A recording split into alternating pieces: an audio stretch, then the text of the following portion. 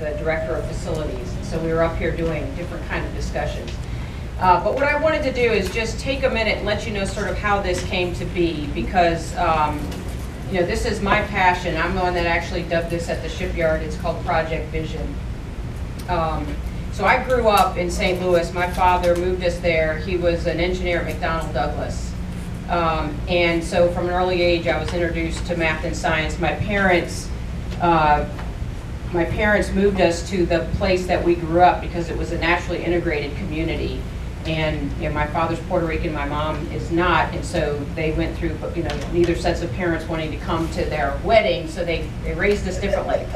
So, but it was actually through my time in that school district that some of my closest friends' parents were actually the reason that I became an engineer. My father introduced me to the love of math and science, but he put himself through school later, and it was my friends' parents who introduced me to Inroads and a lot of other programs that got me out and about and learning about what different math and science-based jobs could present from an opportunity standpoint. And I believe very strongly that, you know, there is a connection that every business has to its community and to the children of its community, because that's how we end up where we end up, is that relationship. So I ended up going to the United States Merchant Marine Academy. So I went from a high school where I was one of the only majority kids to a college where I was one of the only women. By the time I graduated with my degree in engineering, there was 9% women in my whole school, which was a small school, by the way. And you know, I went through, I don't know how many of you read the Google engineers rant that was on the news this morning, but all those basic gender biases about math and science, and I take that very personally. I know and I believe that one of the biggest reasons that our nation graduates fewer women and fewer minorities in math and science, and the gap is not closing, by the way, in case you don't know that. The gap is not closing.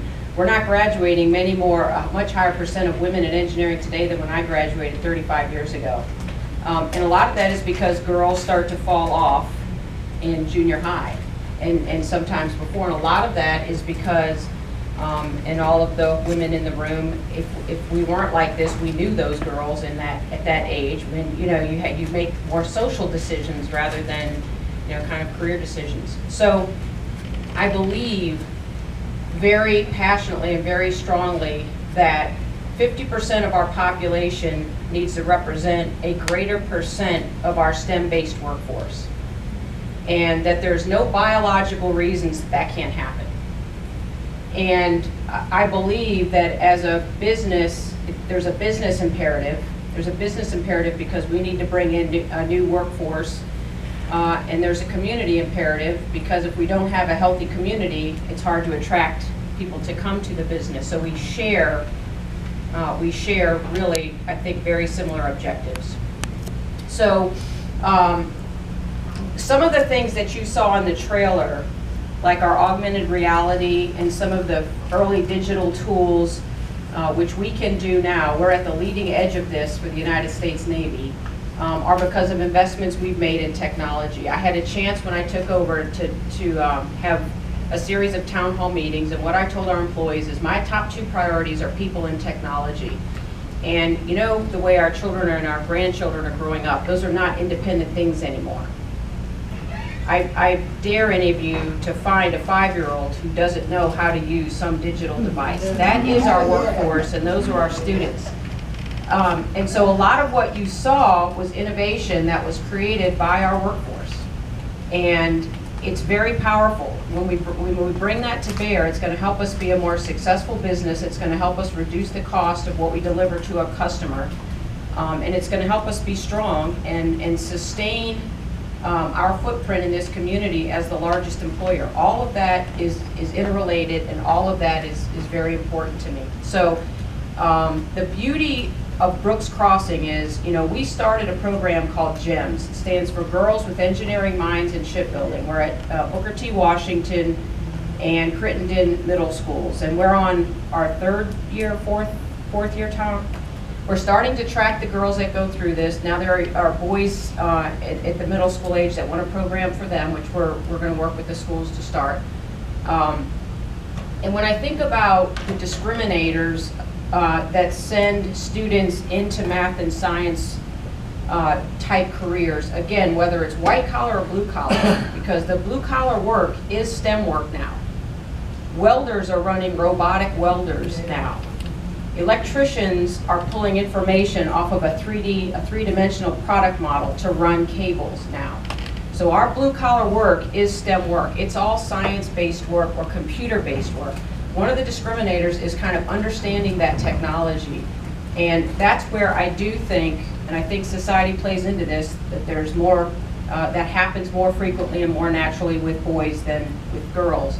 So the GEMS program was aimed at closing that gap. What I'm excited about in this Brooks Crossing is we're going to have people doing this kind of very cool work on all the floors that our employees are. The first floor, the floor that Susan discussed, we've been working with the city, we've been working with the community college, we've been talking to the Boys and Girls Club, we've been talking to Old Dominion University, and all of these organizations have something to bear, something to bring that can allow that space to be used for STEM training and workforce development, because it's not going to be that different in the future.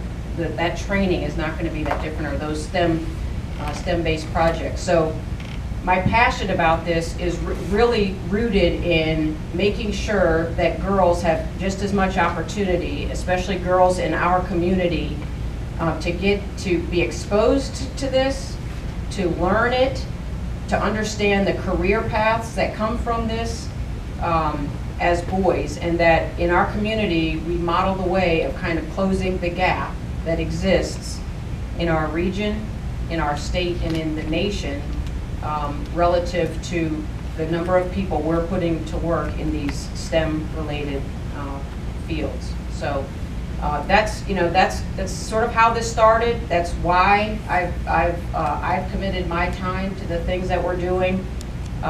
It connects with my personal values, and I am very, very excited, and I'm very, very positive that what we're going to grow here is going to be something that is benchmarked. There's no doubt in my mind. Old Dominion University, the dean of the School of College, and the president of Old Dominion University is excited about this. The president of the community college system is excited about this. Our superintendent and I have talked about, creating laboratory space for the elementary school age children. It's just going to be a model, because it's really what business needs, the community needs, and what business and the community can provide are what our students need. So anyway, thank you all for your time, and I appreciate it. I look forward to doing more of this with you all, and to see how it grows into something more. Yes, ma'am. Yeah, before you leave, well, first of all, I just love the story and the idea of a mobile training area space. That was really smart, and it showed that you are not confined thinkers, because I think that is so huge to even have thought of that concept. But I'm looking forward to it also, because I know that in this part of our community, it has been a long time before any type of active training can actually go on. Yes, so that's why I'm looking forward to the difference it's going to make into the lives of the people there. Thank you. And of course, which are translated to more employees or business owners for companies and for our city. Right. I think I appreciate that. I think it's important that the students know it's in their backyard that they can get this access to these STEM careers. So yes, thank you. Yeah, similar to Vice Mayor Vic, I'm excited about the opportunity. The question I had for you, I heard you say Crittenden and Booker T are schools that you already have partnerships with? They're schools that we have the GEMS program already started in. Yes. And knowing that I was at a presentation Thursday at Heritage High School, like the STEM program, are you going to be doing more partnerships with them in regards to, like in Denver, I know we have the aviation program where they have off-campus locations. Kids can go during the day to do some of their aviation maintenance and piloting programs.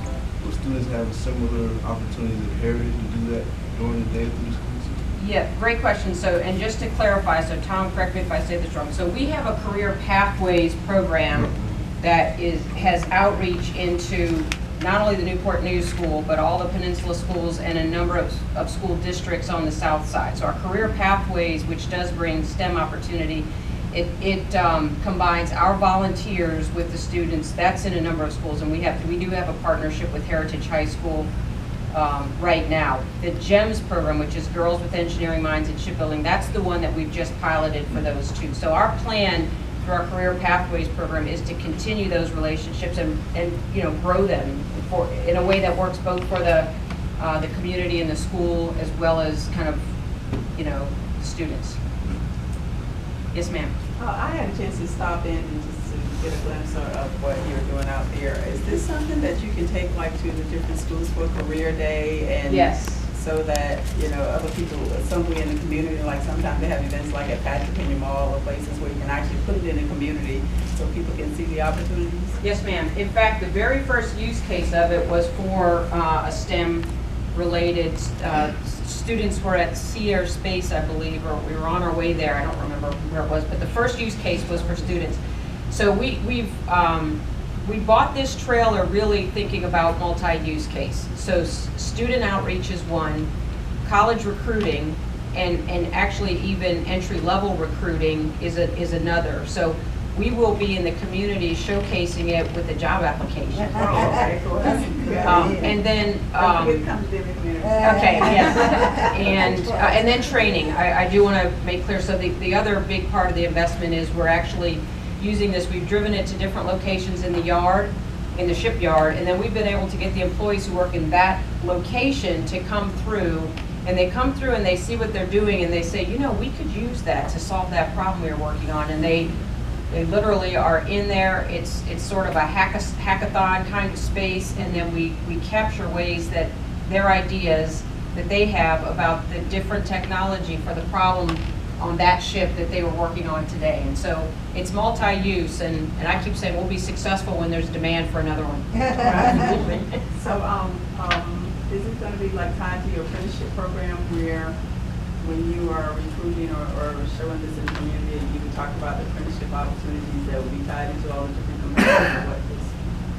It won't be tied to the apprentice school, but it will be another component in the workforce training, just like the apprentice school. So when we take it and we're recruiting, we probably will have, I'm sure we will have information about the apprentice school with us. And I don't know, Tom, if we've done that yet, if we've used it for any of those events yet, but I think there are some in the works. yeah. So yes, it would always have information about the school as well as the company.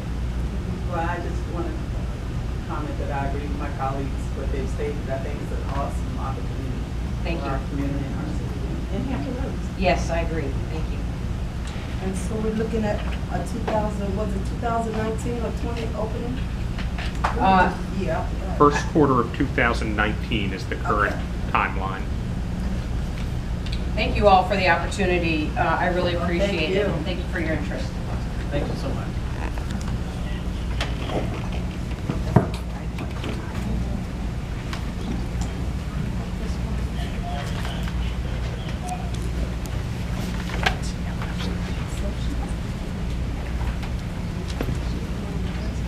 Thank you, Tom. Thank you.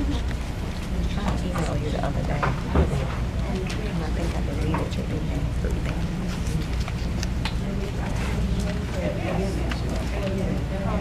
Did you see my email?